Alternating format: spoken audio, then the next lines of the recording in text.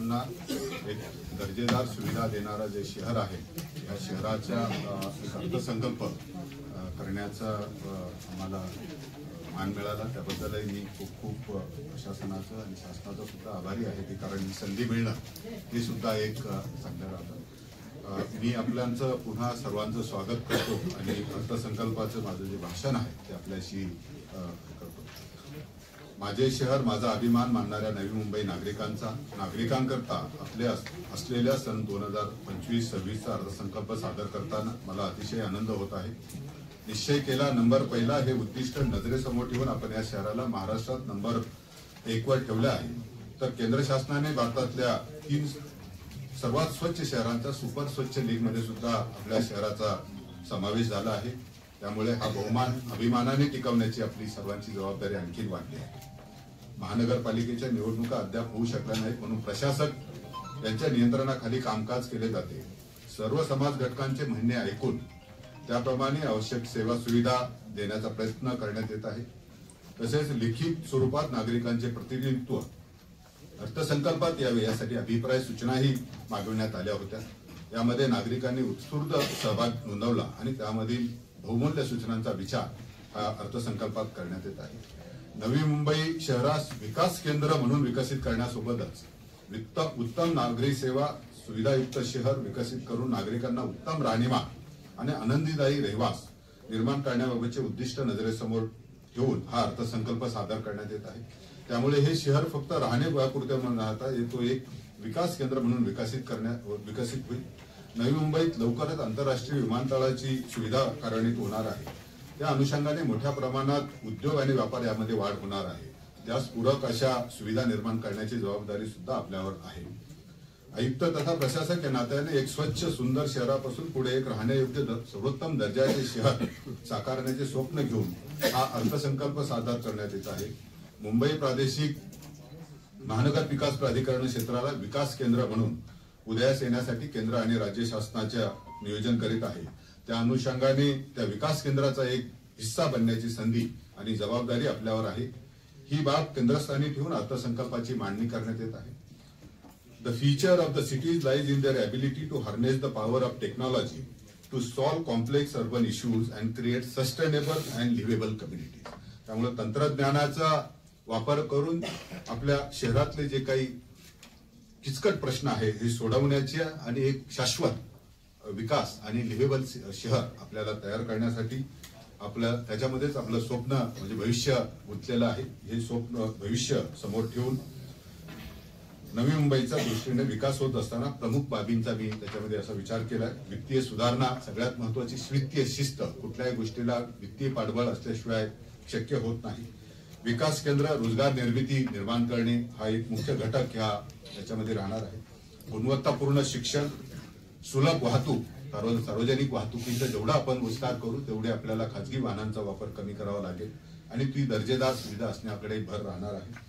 आरोग्य संस्थेचे चांगलं बळकटीकरण आपण करण्याचं याच्यामध्ये निश्चय केलेला आहे। शाश्वत जल व्यवस्थापन, सगळ्यांना पुरेसं आणि इक्विटेबल डिस्ट्रीब्युशन पाणी मिळलं पाहिजे हाही आपण याच्यामध्ये हे केलं। सुप्रशासन देण्याची एक खात्री मी या निमित्ताने सर्व नागरिकांना देतो की एक दर्जेदार प्रशासन या मार्फत आपल्याला आम्ही देण्याचा निश्चितपणे प्रयत्न करणार आहोत। पर्यावरण संरक्षण, आज आपल्याला बघत आहेत की वातावरणातील बदलामुळे मोठ्या प्रमाणात परिणामांना सामोरं जावं लागतं आणि मुळे पर्यावरणाच्या बदलासाठी सुद्धा आपण चांगल्या पद्धतीचे काम यामध्ये करणार आहोत। आणि याच्या सर्वबरोबरच एक पायाभूत सोयी सुविधा ज्या लागतात नियोजित शहर म्हणून ते आपण याच्यामध्ये करत आहोत। हे जे बजेट अर्थसंकल्प सादर करताना असताना एक थीमॅटिक आहे की थीम्स काय आहे त्याच्यावर आम्ही जास्त भर दिला की काय करणार आहोत। कारण आपण ज्यावेळेस फक्त आकडेमोड न करता नेमकं काय साध्य होणार आहे या बाबत मी आपल्या बाबत हे करतो। वित्तीय सुधारणामध्ये उत्पन्न वाढीकरता विशेष कार्यबलाची स्थापना केलेली आहे आणि त्यानुसार जे काही आपल्याला अधिकाधिक उत्पन्न कशा पद्धतीने वाढेल याच्याकडे लक्ष दिलं जाणार आहे। कर वसुली करता कडक धोरण आणि उपाययोजना याच्यामध्ये करता जाणार आहे। त्याच्याशिवाय आपण जे काही आपल्या ज्या मालमत्ता हस्तांतरित होण्यासाठी सुद्धा अडचण येते मला ही लक्षात आली, त्यामुळे आपण आयजीआर बरोबरच डायरेक्ट इंटिग्रेशन करणार आहोत। एकदा मालमत्तेचं रजिस्ट्री झाली की त्याचं हस्तांतरण सुद्धा शक्य होईल आणि जसं आपलं 7/12चं म्युटेशन होतं तशा पद्धतीची आपली मालमत्ता सुद्धा हस्तांतरित होईल. त्यामुळे नागरिकांना याच्यामधून खूप मोठी सुटका आणि ह्या त्रासामधून यशस्वी होईल असे मला माहिती आहे. एक गतिमान आणि प्रभावी वसुली करता एक स्वतंत्र संस्थेची आपण नेमणूक करत आहोत. लिडार सर्वे आपण केलेला आहे. त्याच्यामध्ये जवळजवळ आपल्याला 50,000च्या वर मालमत्तांमध्ये वापर बदल किंवा क्षेत्र बदल मध्ये लक्षात आलेलं आहे. तर यांचं ग्राउंड व्हेरिफिकेशनचं काम सुरू केलेलं आहे आणि मला खात्री आहे की याच्यामार्फत मोठ्या प्रमाणात आपल्याला निधी याच्यामध्ये उपलब्ध होणार आहे. व्यावसायिक मालमत्ता ज्या महानगरपालिकेच्या आहेत त्यांचं सर्वेक्षण करून त्या वापरात मोठ्या प्रमाणात आणण्याचं ऑलरेडी आम्ही अशा मालमत्ता 50 मालमत्तांचं सर्वेक्षण पूर्ण झालंय आणि त्या मालमत्ता सुद्धा पुन्हा वापरात येणार आहेत. आपल्याला जाहिरातीचं एक चांगलं उत्पन्नाचं, कारण ज्यावेळेस आता बदलत्या परिस्थितीमध्ये जाहिरातीला खूप अनन्यसाधारण महत्व आलेलं आहे आणि ह्या जाहिरातीचं कशा पद्धतीने चांगलं आपल्या उत्पन्न वाढीसाठी प्रयत्न करणं याच्यासाठी पण आपण हे करतो. त्याच्याशिवाय आपलं दायित्व जे आहे मर्यादित राहील असा एक आम्ही याच्यामध्ये कटाक्षाने प्रयत्न करणार आहोत. नेहमीच असं होतं की कुठल्याही बाबीमध्ये वित्तीय शिस्तीचं मी ज्यावेळेस म्हटलं की जमा खर्चाचा आपण ताळमेळ घालणं गरजेचं असतं आणि त्यामुळे जमा खर्चाचा ताळमेळ घालण्यासाठी ह्या वर्षी दर महिन्याला लागणाऱ्या खर्चाचे नियोजन करण्यात येईल. तेवढाच निधी संबंधित विभागांना दिला जाईल. त्यामुळे मंथली कॅश फ्लो सिस्टीम राहील. म्हणजे जरी वर्षाची तरतूद असेल तरी महिन्यामध्ये त्याला नियोजन करावं लागणार आहे त्या खाते प्रमुखांना. त्या महिन्यातली तरतूद त्या महिन्यामध्ये उपलब्ध करून दिली जाईल. त्यामुळे कुठलाही अनाठायी खर्च होणार नाही याची निश्चितपणे जबाबदारी होईल. आणि सर्व जरा ऑनलाईन पद्धतीने, कारण काय असतो की कागदामध्ये काय लपून बसलेला असतो आपल्याला दिसत नाही. पण ज्यावेळेस आपण हे ऑनलाईन तंत्रज्ञानाचा वापर केला तर एका डॅशबोर्डवर ही सगळी माहिती येते. कुठल्या विभागामध्ये किती खर्च झालाय, किती कामं मंजूर आहेत, त्याची प्रगती काय आहे, याचं एक नियोजन आपण याच्यामध्ये करतो. शिक्षणामध्ये मी आपल्याला जसं म्हटलं की मी माझे पहिल्यापासून दृष्टिकोन राहिला की दर्जेदार शिक्षण हे सगळ्यात महत्वाचा पाया आपला. आज जर आपण सगळे आज इथे उपस्थित आहोत ते शिक्षणामुळेच उपस्थित आहोत.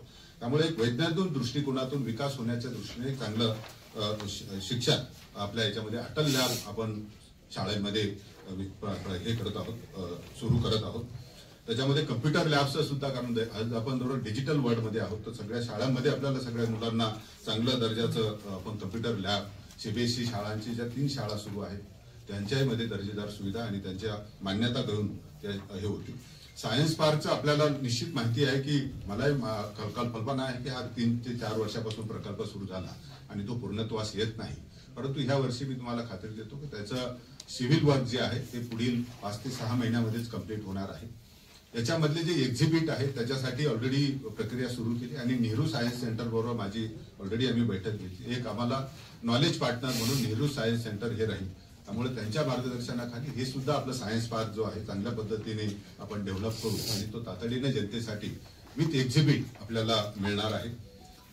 त्याच्याबरोबर आपण शिक्षणामधले मुलागामी बदल आहेत की शिक्षणामध्ये आज आपण बघितलं असेल तर लर्निंग आउटकमवर आपण जे काही फलनिष्पत्ती काय आहे, आपण जर अध्ययन निष्पत्ती मी शिकवल्यानंतर मुलाला किती समजलं हे सुद्धा महत्वाचा घटक असतो. त्याच्याकरता एक प्रथम नावाची संस्था आहे. देशाभरामध्ये असर नावाचा रिपोर्ट आपल्याला सर्वांना ज्ञात असेल की ती शैक्षणिक गुणवत्तेचं मूल्यमापन करते. या संस्थेमार्फत प्रत्येक विद्यार्थ्याचं मूल्यमापन होणार आहे, शिक्षकांचं मूल्यमापन होणार आहे.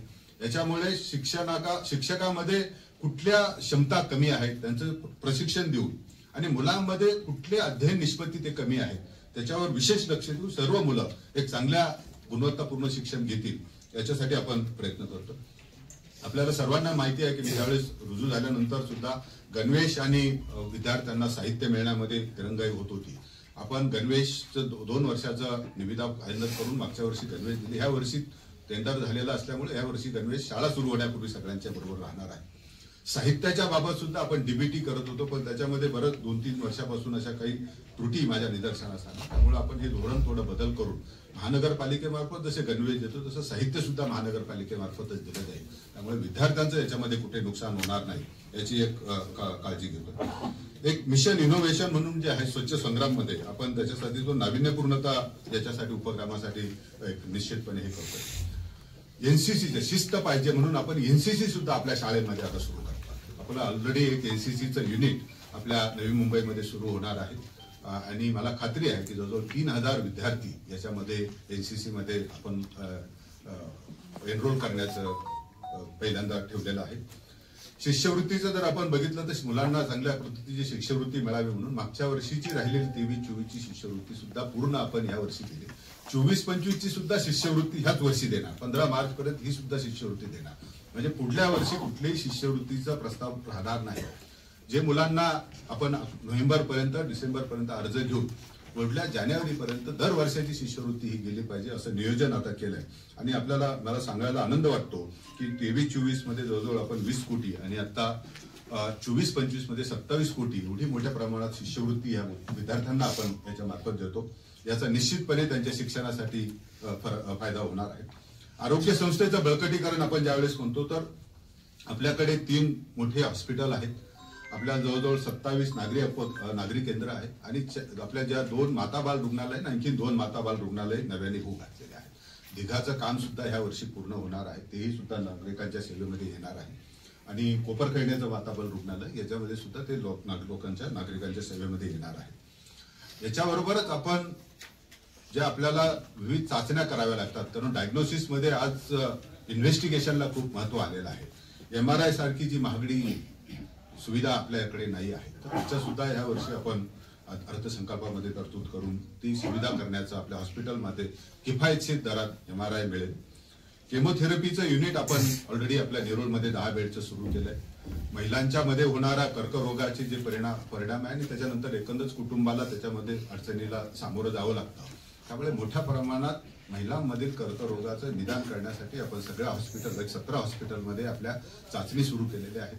दर आपण आठवड्यामध्ये एक दिवस शुक्रवारचा दिवस आपण त्यासाठी दिलाय. त्यावेळी आपण चाचण्या करायच्या.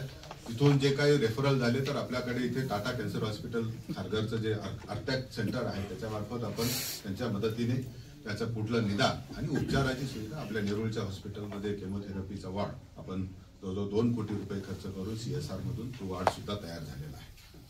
डायलिसिस युनिट सुद्धा आज जर बघितलं असेल तर डायबिटीसचं प्रमाण वाढत असल्यामुळे आपल्या किडनीवर परिणाम होतो आणि त्यामुळे डायबिटीस असलेल्या रुग्णांना किफायतशीर दराने वेळोवेळी डायलिसिसची सुविधा लागते. आपण वाशी आणि बेलापूरमध्ये 2 डायलिसिस सेंटर सुरू करत आहोत. मला खात्री आहे की हे डायलिसिस सेंटर सुद्धा जनतेला चांगल्या पद्धतीने लाभ होतील.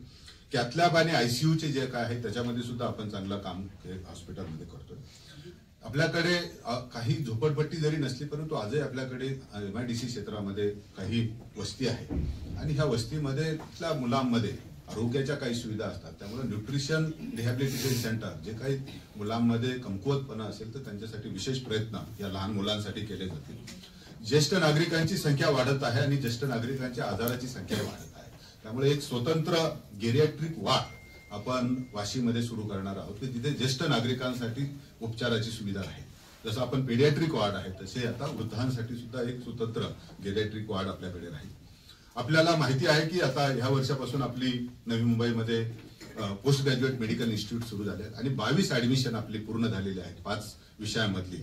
त्याच्यामध्ये आपल्याला सर्जरी आहे, मेडिसिन आहे, ऑप्थॉल्मॉलॉजी आहे, ऑर्थोपेडिक्स आहे आणि गायनॅकॉलॉजी आहे. तसे 4 आणि आणखीन 4 विषयांचे आपण पदव्युत्तर शिक्षणासाठी MCI कडे परमिशन मागणार आहोत.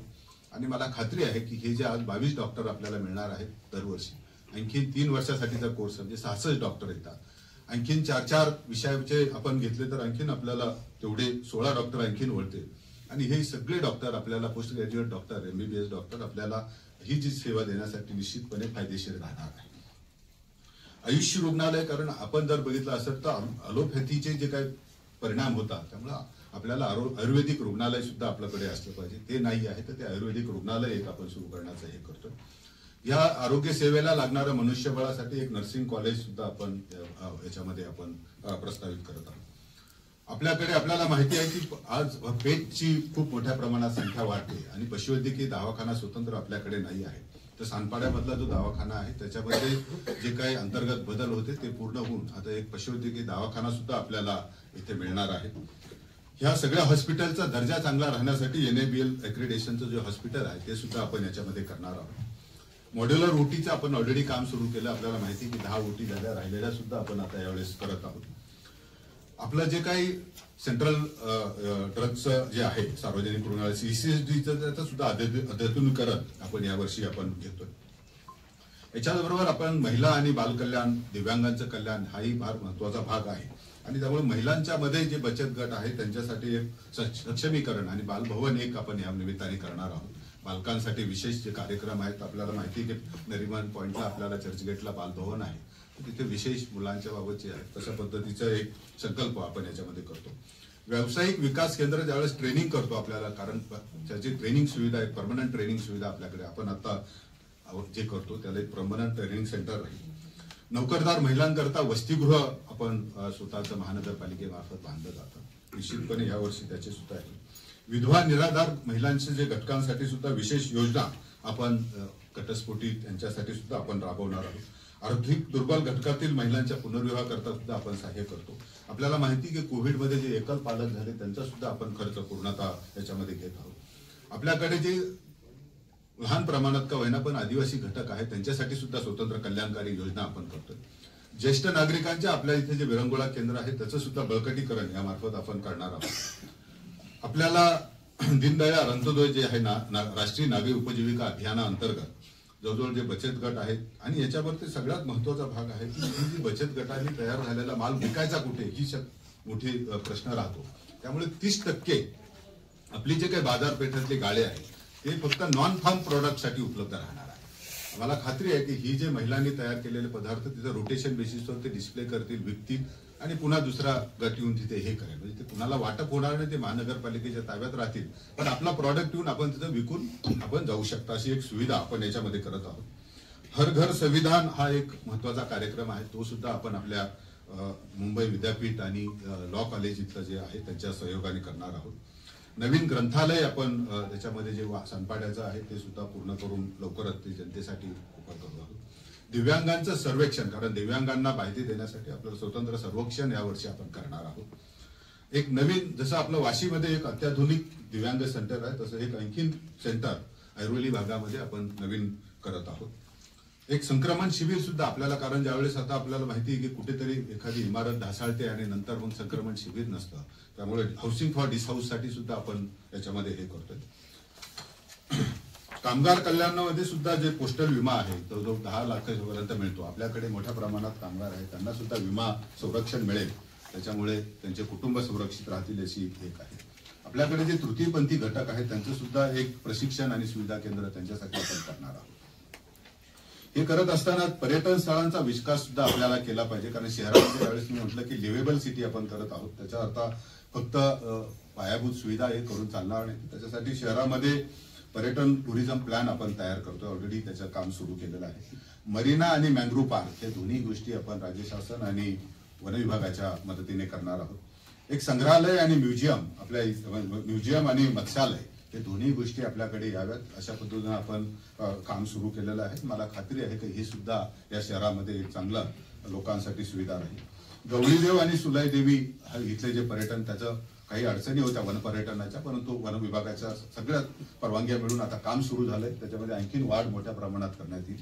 खुला रंगमंच आपण कोपरखेडणेमध्ये करतोय, त्याची सुद्धा काम सुरू केलेलं आहे आणि मला खात्री आहे की तो सुद्धा आपण ओपन ऑर्केस्ट्रा वगैरे आपण तिथे करू शकतो. ऐरोली नाट्यगृह आपण बघत असाल की 2013 मध्ये सुरू झालं, पण काम पूर्ण झालं नाही, पण मी तुम्हाला खात्री देतो की पुढील 5 ते 6 महिन्यामध्ये हे काम पूर्ण होणार आहे. वापरामध्ये तिथे दोन्ही बाजूला एसटी लाईन जातात, नागरिकांच्या सुरक्षिततेसाठी ते एसटी लाईन सुद्धा हलवणं गरजेचं आहे, असं मला तिथे ज्यावेळेस मी प्रत्यक्ष भेट गेल्यानंतर त्याचंही सुद्धा आपण MSTCL बरोबर काम केलंय. एक बॉटनिकल गार्डन आणि बटरफ्लाय गार्डन असे 2 प्रकल्प आपण त्याच्यामध्ये प्रस्तावित केलेले आहे. आणि माझी वसुंधरामध्ये आपण नवीन वृक्षाची लागवड, मी आपण मागच्या वेळेस वृक्ष प्राधिकरणाच्या बैठकीमध्ये देशी वृक्षाच्या प्रजातीचीच वाढ व्हावी, फुलझाडं वाढावी, फळझाडं वाढावी, कारण ज्यावेळेस आपण इको सेन्सिटिव्ह ज्यावेळेस म्हणतो तर इको फ्रेंडली जे आहे, बायोडायव्हर्सिटी जे आहे, जैवविविधता आपल्याला ज्यावेळेस जर प्रमोट करायची असेल तर हे सगळं इथे असल्याशिवाय ते होणार नाही, त्याचाही हे करतो. आणि संत तुकाराम महाराज जसे म्हटले की वृक्षवल्ली आम्हा सोयरे वनचरे, पक्षी ही सुस्वरे अळविती, हे जोपर्यंत आपल्याला आपण साध्य करत नाही शहरामध्ये, आज फक्त शहरामध्ये गाड्यांचा गोंगाट येतो, पक्ष्यांचे आवाज येत नाही, त्याच्याकडे सुद्धा आपल्याला एक सहजीवन आपण केलं पाहिजे. बांबू लागवड सुद्धा आपण जर बघितलं असेल तर त्याच्यामध्ये खूप मोठ्या प्रमाणात कार्बन जो खेचून घेण्याची क्षमता आहे, त्याच्यामुळे बांबू लागवडीच आहे. उद्यानामधील सुविधांमध्ये मोठ्या प्रमाणात भर, जे ओपन जिम आहेत, लहान मुलांची खेळणी आहेत, त्याच्याकडे सुद्धा आपण लक्ष देत आहोत. स्वच्छ पर्यावरणासाठी एक आपण जो क्लायमेट ऍक्शन प्लॅन जे आहे, पर्यावरण सुधारणा कृती आराखडा तयार करणार आहोत की कुठे आपल्याला काय उपाययोजना केल्या पाहिजे. आज आपण आपल्याला सर्वांना माहिती आहे की कन्स्ट्रक्शन डेमॉलिशन वेस्टसाठी आपण सक्त कार्यपद्धती निश्चित केली, त्याचं पालन पण होतं. त्याच्यामध्ये कोणी कचराही करत असेल तर त्यांना आपण दंड सुद्धा केले. त्याच्या पुढे जाऊन वेळ आली तर आपल्याला काही आणखीन कडक धोरण याच्यामध्ये केलं पाहिजे, कारण नागरिकांचं आरोग्य हे सगळ्यात महत्वाचं आहे. हवा शुद्धीकरण यंत्र आपण ठिकठिकाणी आपण ठेवतोय. आपल्याला माहिती आहे की आता मोठ्या प्रमाणात इलेक्ट्रिकल व्हेकलांची वाढ होत आहे, त्यामुळे इलेक्ट्रिकल व्हेकलचे चार्जर्स आपण स्टेशन मोठ्या प्रमाणात आपण शहरामध्ये उभं करत आहोत. प्रदूषण नियंत्रणासाठी जी मानक प्रणाली तयार केली तिचा काटेकोरपणे वापर करणार आहे. सौर ऊर्जाबाबत आपल्याला लक्षात आहे की आपण सगळ्याच शासकीय इमारतीवर सौर ऊर्जेचे प्रकल्प आपण करणार आहोत. जो आपला तरंगता सौर ऊर्जा प्रकल्प मोरबे धरणामध्ये मागच्या 2 वर्षापासून त्याच्यावर काम चालू आहे, परंतु यावर्षी आपण त्याला थोडं रिड्राफ्ट केलं आणि निश्चितपणे त्याचं सुद्धा टेंडर निघून ते कामं होतील. आपल्याकडे जी सुलभ वाहतूक आहे, आपल्याकडे ज्या वाहतुकीसाठी जर आपण 547 बसेस आपल्याकडे आहेत, जवळजवळ 322 बसेस ह्या आपल्याला इथे इलेक्ट्रिकल किंवा सीएनजी आहे. राहिलेल्या ज्या आपल्या 225 पर्यंत ज्या बसेस आहेत त्या एकतर आपल्या डिझेलवर चालणाऱ्या आहेत मोठ्या प्रमाणात, आणि त्याच्यामधून होणारं प्रदूषण आपण कमी करण्यासाठी आणि त्यांचं आयुर्मान सुद्धा काहींचं पूर्ण झालंय, तर ह्या वर्षी 50% आणि पुढच्या वर्षी म्हणजे 100 आणि 125 दोन्ही वर्षामध्ये पूर्ण ग्रीन फ्लीट नवी मुंबई महानगरपालिकेचं होईल, त्याची आपण नियोजन केलं आणि ह्या वर्षी 100 बसेस आपण ऍड करणार आहोत. ह्या बसेस चालत असताना त्या ITMS तंत्रज्ञानाला आपल्याला केंद्र शासनाने आत्ताच ITMS प्रोजेक्ट आपला सँक्शन केला, त्यामुळे पूर्ण आपण एका जसं कमांड सेंटर मार्फत हे सगळी वाहतूक व्यवस्था सुद्धा आपण नियंत्रित करणार आहोत. उत्पन्न वाढीसाठी सुद्धा त्याच्यामध्ये आपण प्रयत्न करतो. नवीन बस मार्ग आहे, प्रवासी वाढवा अभियान आहे. आपल्याला सांगायला अभिमान वाटतो की ज्यावेळेस आपण 50% महिलांना लाभ देण्याचं ठरवल्यानंतर आपण जवळजवळ 60,000 प्रवाशांच्यामध्ये वाढ झाली. हे 60,000 प्रवासी वाढले, त्याच्यामुळे तेवढे खाजगी वाहनं रस्त्यावर कमी झाले. आपण जर त्याचा सामाजिक कॉस्ट बघितली, सोशल कॉस्ट बघितली, तरी इकॉनॉमिक कॉस्ट आपल्याला पैसे स्वरूपात आली नाही, पण ती सुद्धा खूप मोठ्या प्रमाणात आपण कार्बन क्रेडिट त्याच्यामध्ये घेणार आहोत. जे वाशी आणि वाशीमधले जे व्यापारी संकुल आहेत, ऑलरेडी त्याची आपण निविदा प्रक्रिया केली होती. 2-3 वेळा आपण टेंडर काढले, पण त्याला चांगला जो काही दर ठेवला त्याला तो प्रतिसाद येत नाही. त्याच्यामुळे पुन्हा नाईट फ्रँक ही जी संस्थेमार्फत आपण त्याचं पुन्हा रिइव्हॅल्युएशन करून तो सुद्धा त्याचं व्यापारी त्याच्यात होईल. आणि खाजगी वाहनांकरता चार्जिंग स्टेशन सुद्धा आपण तयार करणार आहोत. जे आपले बस स्टॉप्स आहेत, डेपोज आहेत, तिथे सुद्धा आपण आणखीन व्यापाराच्या याच्यासाठी CNG स्टेशन तिथे उभारणार आहोत. सौर ऊर्जेचे प्रकल्प सुद्धा तिथे आपल्याला ज्या जागा आहेत त्याच्यामध्ये आपण करणार आहोत. आणि आपल्याकडे जे उपहारगृह सुद्धा सुरू करून त्याच्यामार्फत सुद्धा काही उत्पन्न आपल्याला त्याच्यामधून मिळणार आहे. शहरासाठी सगळ्यात महत्वाचा घटक असतो जलव्यवस्थापन. कारण शहराचं नवीन जलस्रोत आपण ज्यावेळेस भेराबाबत आपण चर्चा केली, त्याच्याबरोबर राज्य शासनाबरोबर ऑलरेडी आपले माननीय मुख्यमंत्री महोदय, आपले सन्माननीय लोकप्रतिनिधी मंत्री महोदय, उपमुख्यमंत्री महोदय यांच्याबरोबर बैठका झाल्या. आणि हे आपल्याला नवीन भविष्यामध्ये जे आपलं आज जी 18.5 लक्ष लोकसंख्या आहे, 2028 पर्यंत आपण 23 लक्ष म्हणतो, आणि पुढे आपण 2038 मध्ये 28 लक्ष आपल्या नियोजन आराखड्यामध्ये ही लोकसंख्येचं आपण जे काही मांडलेलं आहे त्याच्यासाठी लागणारं पाणी हे सुद्धा राहिलं पाहिजे. आणि पाण्याचा पुनर्वापर करणे, जे पाणी आहे ते, आणि जे नवीन स्रोत सोडून ते शोधून सुद्धा ते पाणी आपल्या शहराला आणण्याचं नियोजन त्याच्यामध्ये आपण केलेलं आहे. जलविद्युत त्याच्यामध्ये 24/7 पाणी पुरवठा योजनेचा प्रकल्प आपण बेलापूरमध्ये करतोय. तो प्रकल्पाची कामं आता सुरू आहेत. काही वन विभागाच्या परवानग्या होत्या, MCZMAच्या परवानग्या होत्या, त्या मिळाल्या. आता आपल्याला हायकोर्टाची परमिशन घेऊन जे मँग्रोव्हमध्ये मोठी पाईपलाईन बदलायचं काम आहे त्याचं 2.7 किलोमीटरचं ते होईल. आणि मग इथे अंतर्गत जे व्यवस्था आहे त्याचं सुद्धा कामं चालू आहेत. ही कामं सुद्धा प्राधान्याने पूर्ण करून आपल्याला 2-3 त्याच्यामध्ये उंच टाक्या सुद्धा बांधायच्या, TSR सुद्धा बांधायचं, ते पूर्ण होणार आहे. याच्याबरोबरच आपण आज आपल्याकडे जे पाणी पुरवठा करण्यासाठी ट्रान्समिशन लाईनला स्काडा आहेत, परंतु डिस्ट्रीब्युशन लेवलला तुमच्या घरापर्यंत पाणी येत असताना कुणाला पाणी कमी पडलं, कुणाला जास्त मिळालं, याच्यासाठी आपण डिस्ट्रीब्युशन लेवलचा स्काडा सुद्धा याच्यामध्ये करणार आहोत. त्याचं सुद्धा टेंडर आता फायनल झाले. राज्य शासनाच्या मान्यतेने हे काम सुद्धा आता आपण सुरू करणार आहोत. उद्यानांमध्ये सौर ऊर्जेवर आपण भर देणार आहोत. त्यामुळे मोठ्या प्रमाणात सौर ऊर्जा आधारित वॉटर कूलर आणि चांगल्या पद्धतीचं, कारण नागरिक ज्यावेळी ज्येष्ठ नागरिक, लहान मुलं हे उद्यानामध्ये जातात आणि त्यांना पिण्याचं पाणी आणि शौचालय ही दोन्ही चांगल्या दर्जेदार सुविधा करण्याचा प्रयत्न करतो. पुनर्युक्त पाण्याचा आपण व्यापारी दृष्टीने वापर करण्याचं केलंय. महानगरपालिकेचं आणि MIDC बरोबर करारनामा झाला 40 MLDचा, आज 10 MLDचा पाणी आपण वापरलं. कंट्रोल एस नावाची कंपनी मार्फत आपला दुसरा करारनामा होतो, त्याच्यामध्ये त्यांना 15 MLD पाणी आपण देणार आहोत. त्याच्याशिवाय बुलेट ट्रेनचं काम सुरू झालं, त्यांना 8 MLD पाणी आपण करतो. कन्स्ट्रक्शनसाठी सुद्धा आपण हे पुनर्प्रक्रियायुक्त पाणी वापरायचं आपण नियोजन केलं. त्यामुळं या पाण्याचा पुरेपूर वापर, जे आपलं पिण्यासारखं पाणी आपण ते वाचू शकू आणि याच्यामधून आपल्याला सांडपाण्यामधून आपण उत्पन्न मिळवण्याचा प्रयत्न करतोय. मलनिस्सरण प्रकल्पामध्ये जे आपल्याला जे झोपडपट्टीचा भाग आहे तिथे मलनिस्सरण प्रक्रिया सुद्धा आपण करतोय. त्याचे काही अमृतमधले 11 प्रकल्प सुरू आहेत, हे सुद्धा प्रकल्प करण्याचं आहे. आज वैकुंठधाम महाप्रस्थानम म्हणजे आपल्याच्याकडे आपल्याला जी काही आपली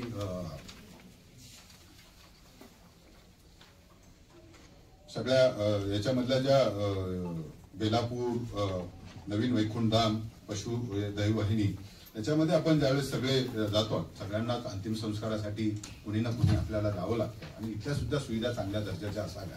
हैदराबादमध्ये एक खूप सुंदर महाप्रस्थानम नावाची संस्था आहे, आपण फिनिक्सने फाउंडेशनने तयार केलं. त्याचे व्हिजिट झाल्या, त्यांचे आपण त्याच्यानुसार नियोजन तयार केले आणि आपल्या मोठ्या ज्या काही हे आहेत स्मशानभूमी आहेत त्याच्यामध्ये सुद्धा त्या चांगल्या दर्जेदार राहतील. नागरिकांना तिथे चांगल्या व्यवस्था, पिण्याचं पाणी असेल, आंघोळीची जागा असेल, आज आपण अस्थी सेवण्यासाठी एखादी काहीतरी आपल्याला लॉकर्स तिथे असले पाहिजेत आणि महिलांसाठीच्या चेंजिंग रूम आपल्याला तिथे असल्या पाहिजेत. आपल्याला बसण्यासाठी, आपल्याला जे काही प्रार्थना असते, प्रार्थना स्थळासाठी प्रार्थना करण्यासाठी एक चांगली व्यवस्था असावी आणि त्याच्याबरोबरच आपण CNG आणि कारण लाकूडाचा वापर कमी करून CNG आणि इलेक्ट्रिफिकेशन सुद्धा सुविधा करतोय, तो सुद्धा नागरिकांनी फायदा घेतला पाहिजे. आज पशूंच्या बाबत जसं मी म्हटलं की आपण दवाखाना सुरू करतो, तसे दाहिनी सुद्धा आपण तयार करणार आहोत, कारण त्यांचे सुद्धा अंत्यसंस्कारासाठी चांगली जागा असली पाहिजे. त्यामुळे आपल्याला त्याचा निश्चित फायदा होईल. घनकचऱ्याचं ज्यावेळेस आपण बघतो की आपण जर शहराचं, आपण एवढं सुंदर शहर आहे, सगळी साफसफाई होते, जसं संत तुकडोजी महाराज म्हणतात की स्वच्छ सुंदर ठेवा नगरी, तयातच होई प्रगती सारी. आणि ही जे शहराची आपण स्वच्छता ठेवतो त्याच्यामधूनच ही आपण प्रगतीकडे वाटचाल करतोय, हे लक्षात घेऊनच महानगरपालिकेने सर्वांच्या सहकार्यातून स्वच्छतेमध्ये नामांकन आपण ठेवतोच आहे. त्यामुळे अत्याधुनिक कचरा संकलन आणि वाहतूक, जे आपल्या गावठाणापर्यंत आपल्याला लहान व्हेकल आपल्याला लागणार आहे, त्या व्हेकल आपण करतोय. त्याच्यामध्ये जवळजवळ 90 मिनी ट्रिपर, 18 स्टॅटिक कॉम्पॅक्टर, 98 जवळजवळ आपल्याला 98 refusal compactor, 40 battery operated vehicle याच्यामध्ये नव्याने येत आहेत. आणि त्याच्यासाठी पूर्ण इंटिग्रेटेड कमांड आणि कंट्रोल सेंटर आपण आता नजीकच्या काळामध्ये ते स्थापित होऊन कार्यान्वित होणार आहे. आणि मला खात्री आहे की त्याच्यामुळे कुठल्याही सोसायटीमध्ये कचरा पडून राहिला, कुठे काय राहिलं तर तो लगेचच्या लगेच आपल्याला कळणार आहे. गाडी आपल्या घरी कधी आली होती तेही मला रेकॉर्डेड होणार आहे, त्याचा निश्चितपणे फायदा होणार आहे.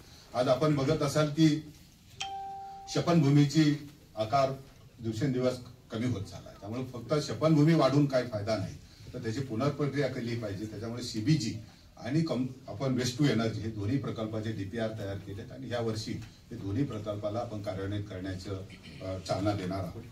आपल्याकडे जो राडा रोडा आहे, जो आपण डेब्रिज घेऊन जातो, ते सुद्धा 25% माल त्याच्यापासून जो ॲग्रिगेट आहे त्याच्यापासून ब्रिक्स तयार होणार आहे, त्या पुन्हा कन्स्ट्रक्शन मध्ये येणार आहे, त्या सुद्धा आपण मोठ्या प्रमाणात त्याचा वापर करतोय. यांत्रिकी दरम्याने आपण यांत्रिकी वाहनाद्वारे आपल्या शहराची स्वच्छता करतोय.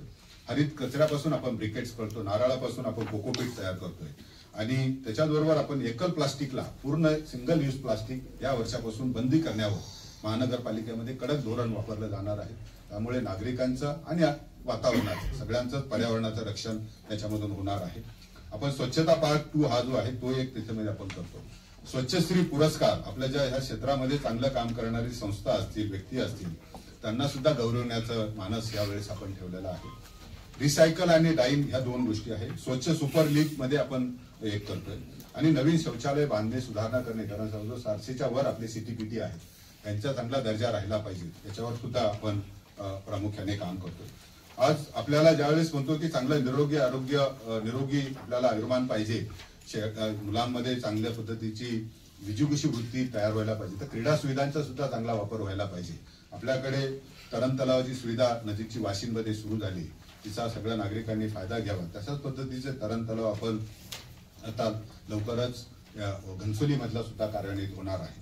विविध खोळांसाठी आपल्याला एक मिनी स्पोर्ट्स कॉम्प्लेक्स, सराव केंद्र आपण तयार करण्याचं करतो. त्याच्यामध्ये जिम्नॅस्टिक असेल, त्यांच्यामध्ये हॉकी असेल, फुटबॉल असेल, खो खो असेल, कबड्डी असेल, ही सुद्धा खेळाला आपल्याला प्रोत्साहन दिलं पाहिजे. आपण क्रिकेटला तर प्रोत्साहन देतो, त्याच्याबरोबरच शूटिंग, टेनिस या खेळांना सुद्धा प्रोत्साहन देण्यासाठी नवीन केंद्र आपण 3 केंद्र ह्या वर्षी तयार करण्याचं नियोजन केलंय. वाशीमधलं जो आपण इंडोर स्पोर्ट्स कॉम्प्लेक्समध्ये तिथे सुद्धा आपल्याला कबड्डी मॅटवर खेळली जाते, कुस्ती मॅटवर खेळली जाते, या सुविधा सुद्धा तयार करण्याचा मानस याच्यामध्ये ठेवला.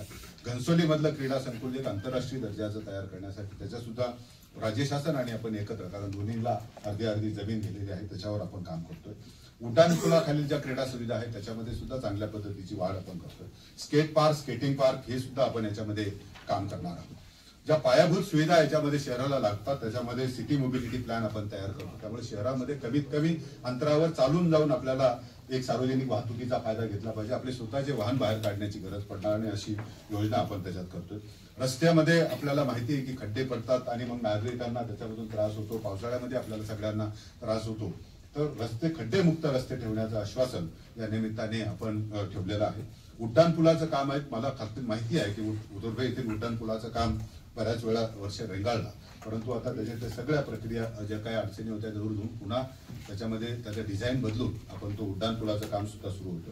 नवीन शाळा बांधणे, दवाखाने बांधणे, बहुउद्देशीय इमारत, ग्रंथालय आणि प्रशासकीय निवासी इमारत ह्या सुद्धा आपण करतोय. आपल्याला जे आपल्या शहराचा प्रवेशद्वार आहे हे सुद्धा कुठेतरी आपल्याला तयार केले पाहिजे, कारण नवी मुंबई आंतरराष्ट्रीय विमानतळ येते. एका बाजूला आपण ठाण्याकडून येतो, इकडून आपण वाशीकडून ज्यावेळेस पहिल्यांदा एंटर करतो मानखुर्दकडे आणि इकडून मुंबई पुणे रस्त्यावरून तिथे सुद्धा आपल्याला आपले प्रवेशद्वार आपण तयार करतोय. भूखंड हस्तांतरणाची प्रक्रिया सुद्धा आपण मोठ्या प्रमाणात सुरू केली आहे, त्याच्यासाठी विशेष तरतूद याच्या वर्षी ठेवली. पूर व्यवस्थापन आपल्याला माहिती आहे की ज्यावेळेस ह्या वर्षी 24 जुलै 2024ला पाऊस झाला आणि आपल्याला सानपाडा भागात मिलेनियम टावर ह्या भागामध्ये पूर परिस्थितीसारखी आपल्याला लोकांना नागरिक केलं आणि मग त्याच्यामुळे धारण तलावाची क्षमता, धारण तलावाचं महत्व या सगळ्या बाबींचा अभ्यास करण्यासाठी IITची टीम आपण नियुक्त केलेली आहे. त्यांचा एक रिपोर्ट आमच्याकडे आलेला आहे. त्याच्यानंतर त्याचा पुढचा रिपोर्ट आता तो अंतिम रिपोर्ट मला त्यांनी सादर करतील ह्या 8 दिवसात. पुढचा जो असेल की जे नाले आहेत त्यांच्याबाबत काय धोरण असलं पाहिजे त्याचा एक रिपोर्ट पार्ट 2 2 आम्हाला ते सादर करतील. आणि ही सगळी नाले आणि त्याच्याबरोबर होल्डिंग पॉईंट रिस्टोर करणे, कारण आज आपल्याला सांगायला मी निश्चितपणे सांगेल ह्या आपल्या मार्फत की सानपाड्याच्या होल्डिंग पॉईंटची कॅपॅसिटी फक्त 10% राहिलेली आहे. जी 90% कॅपॅसिटी ही मँग्रोव्ह आणि याच्यामुळे झालं. त्यामुळे जे पाणी समुद्रामधून बेसिन म्हणून जे काम करत होतो हाय टाईडमध्ये ते पाणी आता नागरी वस्तीमध्ये येतं. त्यामुळे होल्डिंग पॉईंट जे 11चे 11 होल्डिंग पॉईंट चांगल्या पद्धतीने मेंटेन करण्याची जबाबदारी ही सर्व आपल्यावर आहे. जे नाले आहेत त्यांच्या सुद्धा एक चांगला विकास आपण करतो. आपत्ती व्यवस्थापनामध्ये आपण चांगलं काम करतो. पार्किंगच्या बाबत ऑलरेडी आपण चर्चा सुरू केलेली आहे, मी आपल्याला अगोदर पण बोललो. मल्टी लेव्हल कार पार्किंग कुठे आपल्याला जिथे जसं आपण बेलापूरमध्ये केलं तशाच पद्धतीचं आणखी वेगळ्या ठिकाणी मल्टी लेव्हल कार पार्किंग आपण करूया. नगर रचनामध्ये शहर जसं पुनर्विकसित होतं तर पुन्हा रिडेव्हलपमेंट सेल, कारण सिडकोच्या परमिशन लागतात, महानगरपालिकेच्या परमिशन लागतात, तर एका सिंगल विंडोवर मिळाव्या याच्यासाठी सिडको आणि महानगरपालिका एकत्रित बसून एक पुनर्विकास कक्ष तो सिंगल अप्लिकेशनमध्ये सगळ्या नागरिकांना त्याच्यामध्ये सेवा मिळतील असं नियोजन आपण याच्यामध्ये करतोय. विकास योजनेस मंजुरी प्राप्त होताना आपल्याला निश्चितपणे जो काही वेळ लागणार आहे तो सुद्धा कमी करून लवकरात लवकर जर विकास सुरू झाला तर त्याच्यामधून रोजगाराच्या संधी मिळतात, तर तो याच्याकडे आपण करतोय.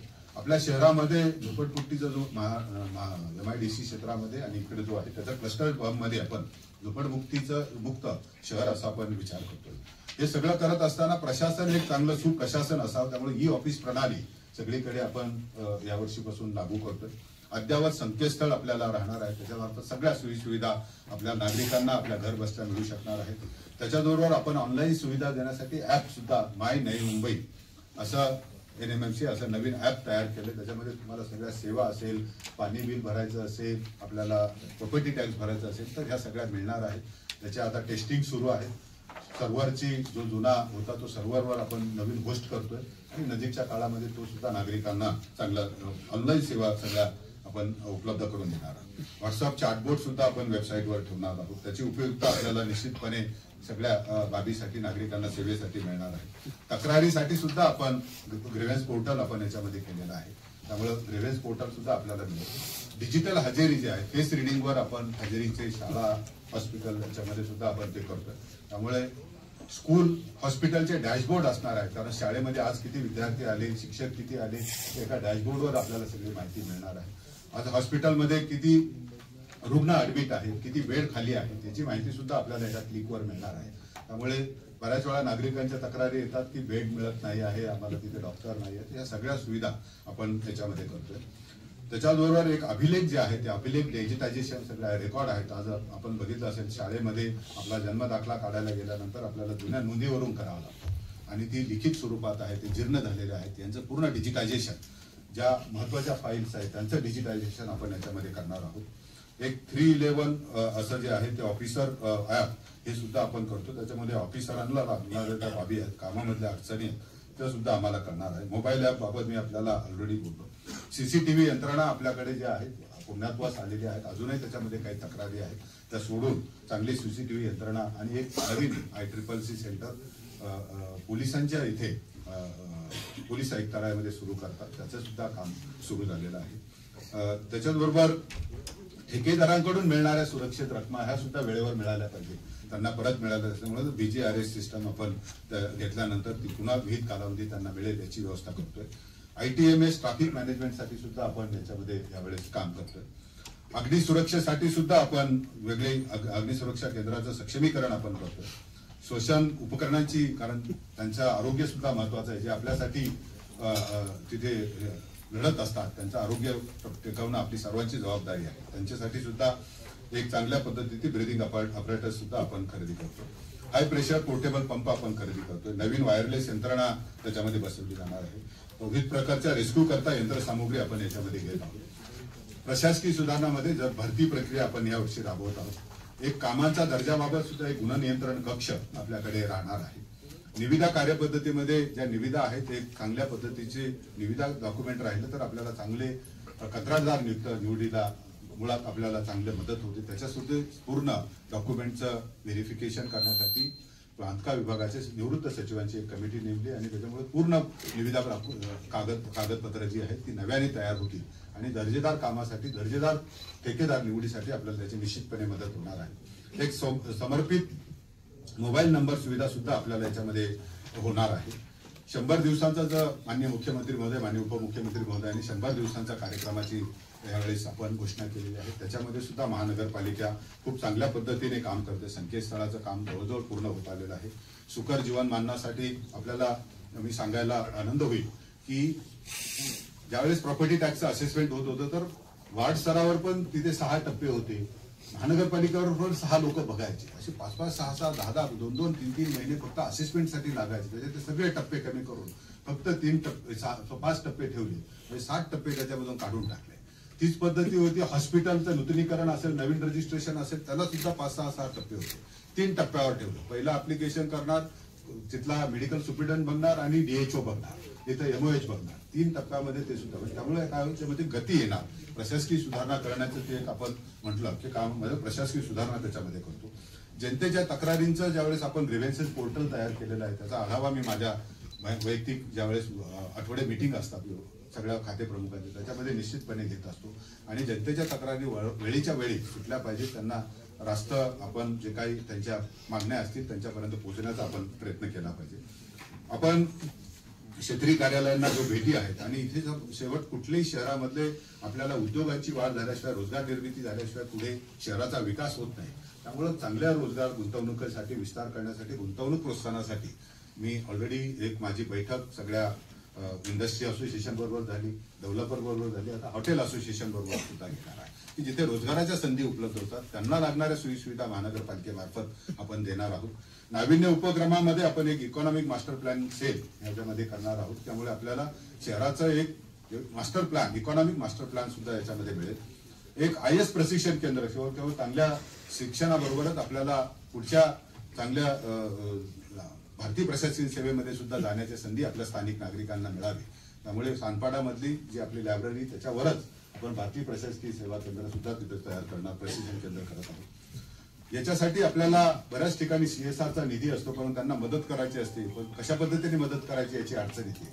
त्यामुळे एक समाज विकास प्रतिष्ठान आपलं जे स्वतःचं सोशल वेलफेअर फाउंडेशन महानगरपालिकेचं राहील त्याच्यामार्फत अनेक नागरिक सुद्धा मदत त्याच्यामध्ये करू शकतात आणि हा निधी मग शिक्षण असेल, आरोग्य असेल, त्याच्याबरोबर वातावरणातले बदल आहेत, पर्यावरण असेल, याच्यावर आपल्याला चांगल्या पद्धतीने सगळे ॲग्रिगेशन आपलं जे काही सगळ्यांची मदत आहे ती 1% आणून आपण त्याच्यामध्ये करण्याचं नियोजन ह्या वर्षी करतो. आपल्याला सगळ्यात महत्वाचं माहिती असेल की महानगरपालिकेच्या टीव्ही असतात, दरवर्षी आपण त्या अर्थसंकल्पात दाखवतो आणि पुन्हा त्या हे होतात. तर त्याच्यासाठी एक राखीव निधी जे आपल्याला मोठे कामं लागतात, तिथे 2000 कोटी लागतात. जसं आपण शाश्वत जलस्रोत निर्माण करण्याचं म्हणतो, त्याला 4000-5000 कोटी एकाच वेळेस लागतात आणि एवढा निधी मग बजेटमधून अर्थसंकल्पातून मिळू शकत नाही. त्याच्यासाठी एक राखीव निधी आपण मुंबई महानगरपालिकेमध्ये आहे. जर मुंबई महानगरपालिकेच्या अर्थसंकल्पात आपण बघितलं तर ती तरतूद दिसली आणि तशा पद्धतीची तरतूद आपण आपल्या वेळेस विकास निधी याच्यामध्ये करणार आहोत.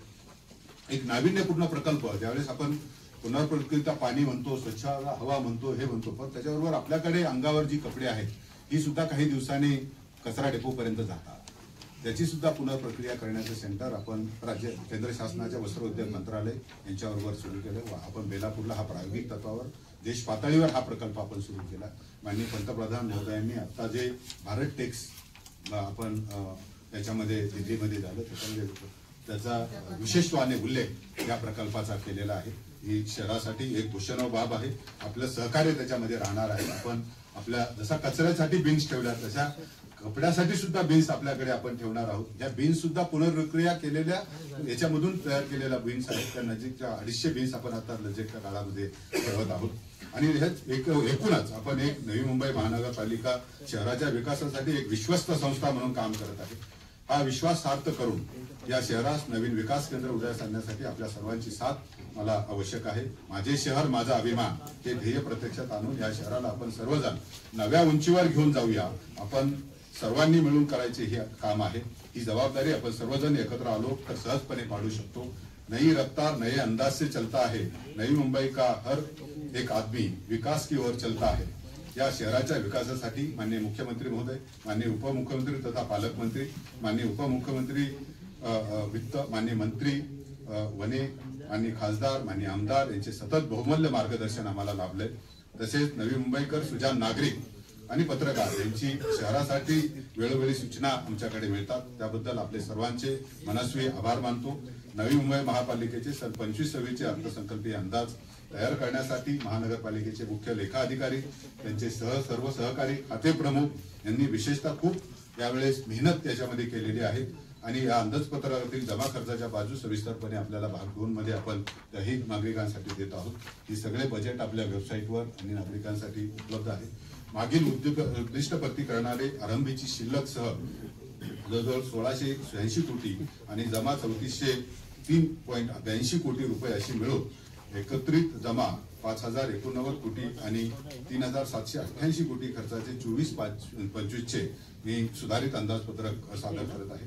तसेच 1301 कोटी आरंभीच्या शिल्लकीसह 5709 कोटी एवढी मोठी रक्कम अर्थसंकल्पाची झालेली आहे आणि जवळजवळ 5684 कोटीचा खर्चाचा अर्थसंकल्प 25 कोटी हा आपण शिल्लकीसह या 25-26 या वर्षाचं सादर करत आहोत. धन्यवाद.